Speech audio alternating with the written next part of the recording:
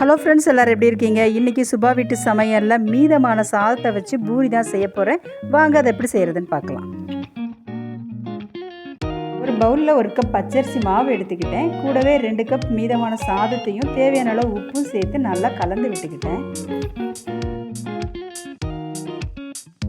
இப்போ மிக்ஸி ஜாரில் எல்லா இடத்துலையுமே எண்ணெய் படுற மாதிரி நல்லா தேய்ச்சிக்கிட்டேன். அடுத்தது மிக்ஸ் பண்ணி வச்ச பச்சரிசி மாவையும் சாதத்தையும் கொஞ்சம் கொஞ்சமாக மிக்ஸி ஜாரில் போட்டு நல்லா நைஸாக அரைச்சி எடுத்துக்கிட்டேன்.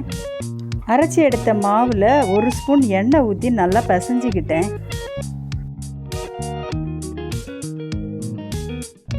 இது சின்ன சின்ன உருண்டைகளையாக எடுத்து நான் பூரி மாதிரி தேய்ச்சி எடுத்துக்கிட்டேன். அடுத்தது நம்ம தேய்ச்சி வச்சுருக்கிற பூரி எல்லாத்தையுமே நல்லா சூடான எண்ணெயில் போட்டு பொரித்து எடுத்தோம்னா சூப்பரான சுவையான பூரி ரெடி. நீங்களும் ட்ரை பண்ணி பார்த்துட்டு கமெண்ட் பண்ணுங்கள் ஃப்ரெண்ட்ஸ். இந்த வீடியோ உங்களுக்கு பிடிச்சிருந்தனா மறக்காமல் என்னோடய சேனலை சப்ஸ்கிரைப் பண்ணிக்கோங்க. தேங்க்யூ.